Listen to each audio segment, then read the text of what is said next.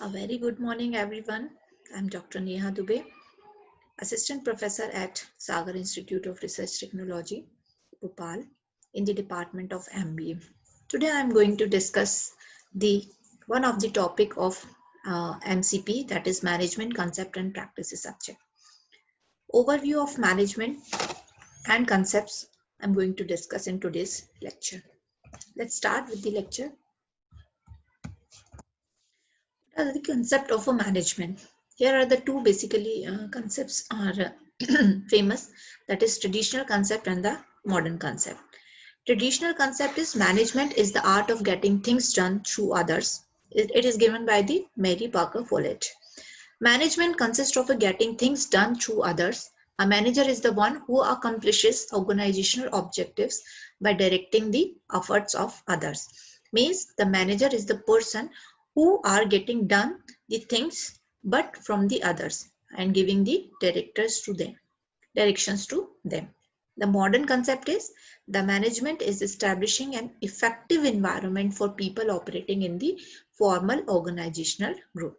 It is given by the Kuhns and the Hoptenel. Management is the coordination of all the resources through the process of planning, organizing, directing, and controlling in order to attain the stated objectives. Here, a very simple difference is lying between the traditional and the modern concept. What was that? In traditional concept, the employee or the worker are treated as a machine, whereas in the modern concept, they all treated as a team. Here, the requirement of in the coordination between the team with the proper organization, directions, and as well as there is a requirement of a controlling by the manager. So this is the basic difference between the traditional and the modern concept. Now the definition of we already look at this, that Harold Kuhns has given the art of management is the art of getting things done through and with the people in a formally organized groups, and Henry Fayol given the definition in other manner. To manage is to forecast and to plan, to organize, to command, to coordinate, and to control. Now the five functions of management are there: the planning, staffing, organizing, directing, and controlling. The first one is a planning. For doing the things in the organization, there is a requirement of a perfect planning or perfect roadmap, because we have means in an organization, the employees have to achieve the organizational objectives. But for achieving these objectives, there is a requirement of a systematized plan, which are created or developed by the top management or manager. Staffing is what? For achieving those objectives who are going to execute. So the performer or the team who are going to perform for achieving the organizational objective, this comes into picture. Staffing means the specialized persons are selected and the work is allocated as per their expertise thing or knowledge, so that the work can be coordinated properly and done in a successful manner. Organizes, Organizing is again related to that. Here, the proper or distribution of allocation of resources so that the organizational objectives are achieved in a very sophisticated or smooth manner in a for running the successful future of the organization. Now, direction or directing is what? The manager are here for giving the direction. Means suppose we have a team, we have to perform some task. So there is a team and the manager or the leader who is going to lead that team. So they planned a roadmap or strategized the thing for achieving these objectives. Then they selected certain members and allocate the work as per their expertise knowledge.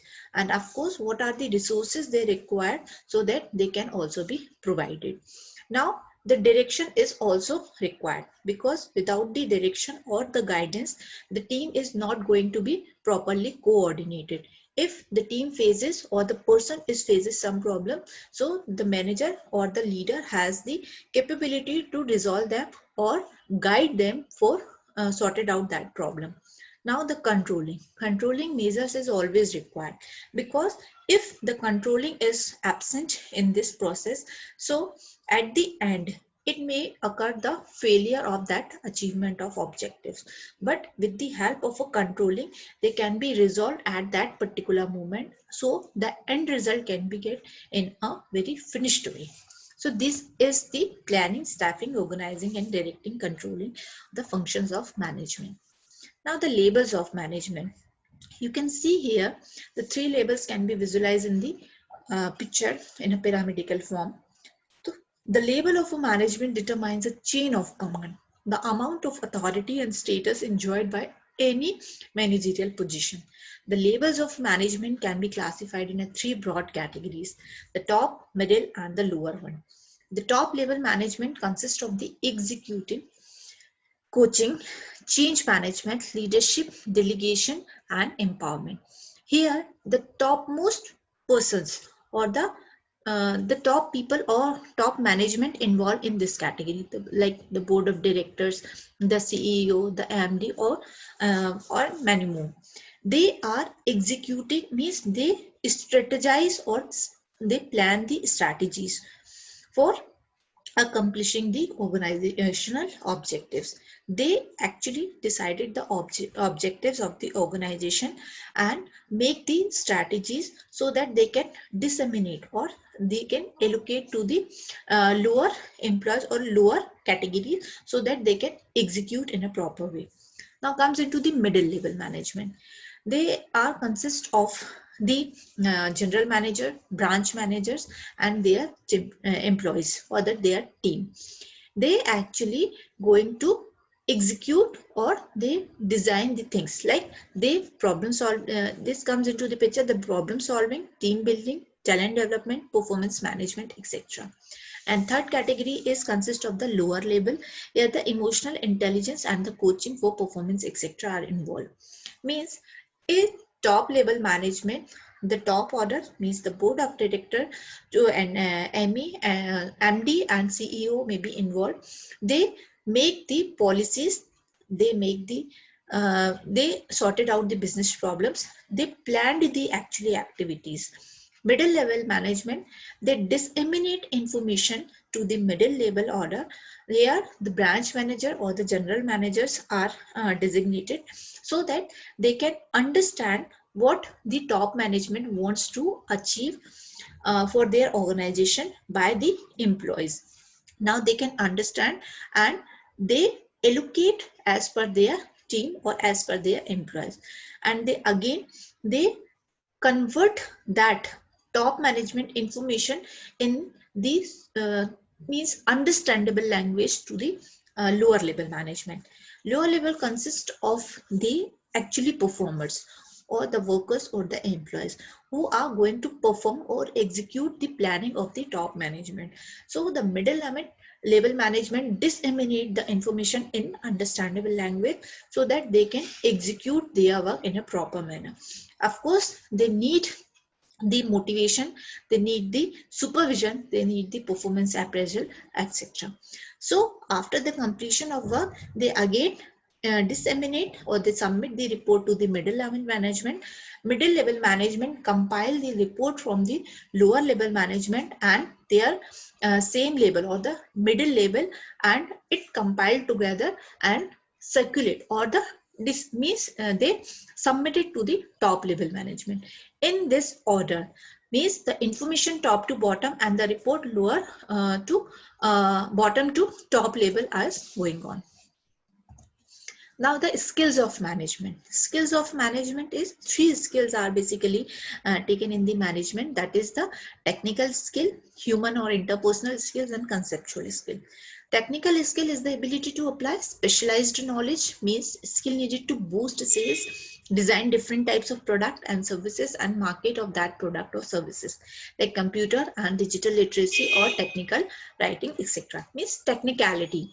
Now interpersonal, we can the skills which are helpful for developing the relationship or maintain the relationship, ability to interact or effectively communicate message to the other people. So these skills enable the managers to make use of human potential in the company and motivate employees for the better results. Now the conceptual skills is the mental ability to analyze and diagnose the complex situations.